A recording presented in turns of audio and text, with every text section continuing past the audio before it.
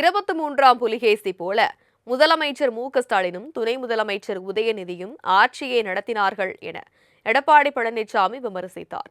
தமிழக சட்டசபை தேர்தலை பெரம்பலூர் மாவட்டம் கவுல்பாளையத்தில் எடப்பாடி பழனிசாமி பிரச்சாரம் மேற்கொண்டார். அப்போது பேசிய அவர், மோடி பாஜக பற்றி பேசாமல் தில் இருந்தால் அதிமுக பற்றி பேசுங்கள் என சவால் விடுத்தார். இன்றைய தினம் திரு ஸ்டாலின் ஏதோ பேசுறார். என்ன பேசுறாரு? திரு நரேந்திர மோடி பத்தி பேசுவாரு, பாரதிய ஜனதா பத்தி பேசுவாரு, என்ன பத்தி பேசுவார். அதிமுக கட்சி அலுவலகம் டெல்லியில் இருக்குது, இப்படித்தான் பேசுவார். வேற ஒண்ணு பேசுறதுக்கு சரக்கு இல்ல. திரு ஸ்டாலின் அவர்களே, உங்களுக்கு தில்லு திராணி தெம்பு இருந்தா அதிமுக பத்தி பேசு, அதற்கு பதில் சொல்ல தயார். அதை விட்டுட்டு ஏதோ பேசி மக்களை குழப்பி அரசியல். இனி ஒருபோதும் காங்கிரசுடன் கூட்டணி இல்லை என கூறிவிட்டு ஏன் கூட்டணி வைத்தீர்கள் என கேள்வி எழுப்பிய அவர், அவதூறாக பேசுவதை ஸ்டாலின் நிறுத்திக் கொள்ள வேண்டும் என்றும் அவருக்கு நாவடக்கம் தேவை எனவும் எச்சரித்தார். யாருடன் கூட்டணி என்பதை விட யாருடன் கூட்டணி இல்லை என்பதே முக்கியம். இனி ஒருபோதும் காங்கிரஸ் கூட்டணி இல்லை திரு ஸ்டாலின் சொன்னார். அப்புறம் எதுக்கு போய் கூட்டணி வச்சிருக்கீங்க? உங்களுக்கு வந்தா ரத்தம், எங்களுக்கு வந்தா தக்காளி சட்னியா? அவரெல்லாம் திமுக கூட்டணி இருக்கிறாங்க. அப்ப இந்த உதயநிதிக்கு தெரியாது, இந்த ஸ்டாலினுக்கு தெரியாது. நாம போய் கூட்டணி வச்சா ஏதோ அநாகரிகமா அவதூறா பேசுது, ஸ்டாலின் நிறுத்திக் கொள்ள வேண்டும். இல்லைன்னா இன்னும் நிறைய இருக்குது திரு ஸ்டாலின் பேசுவதற்கு. நான் வடக்கம் தேவை. நான் கிராமத்தில் பிறந்து வளர்ந்தவன், எப்படி பேசுறது கிராமத்துக்காரருக்கு தெரியும். 23ஆம் புலிகேசி போல முதலமைச்சர் மு.க.ஸ்டாலினும் துணை முதலமைச்சர் உதயநிதியும் ஆட்சியை நடத்தினார்கள் என எடப்பாடி பழனிசாமி விமர்சித்தார்.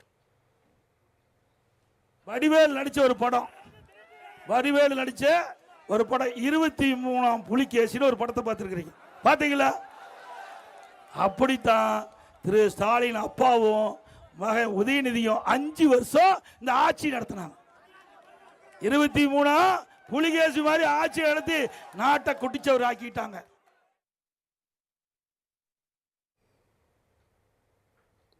தொடர்ந்து சேலம் மாவட்டம் கெங்கவல்லி சட்டமன்ற தொகுதியில் போட்டியிடும் அதிமுக வேட்பாளர் நல்லதம்பியை ஆதரித்து வீரகனூர் பேருந்து நிலையம் பகுதியில் எடப்பாடி பழனிசாமி பரப்புரை மேற்கொண்டார். அப்போது பேசிய அவர், யாருக்காக சென்னையில் பல கோடி ரூபாய் செலவழித்து கார் பந்தயம் நடத்தினீர்கள்?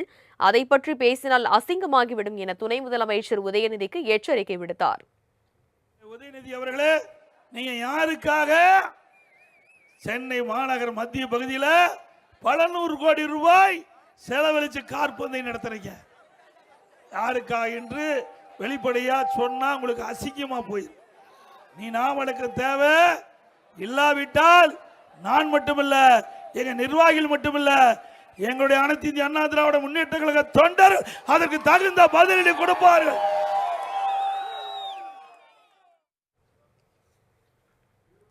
பொறுப்பு கிடைத்தவுடன் பெரியவர் காலில் ஆசி வாங்குவது தவறா என கேள்வி எழுப்பிய எடப்பாடி பழனிசாமி, உதயநிதி ஸ்டாலின் பேச்சு ஆணவ பேச்சு என ஆவேசமாக தெரிவித்தார்.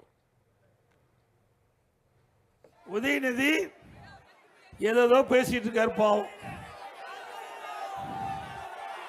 எடப்பாடி காலை தேடினார்னு பேசுறார். எவ்வளவு ஆணவ பேச்சு! இன்றைய இடம் தமிழருடைய பண்பாடு. ஒரு பொறுப்பு கிடைக்கின்ற பொழுது ஒருவரிடம் ஆசி பெறுவது தவறா?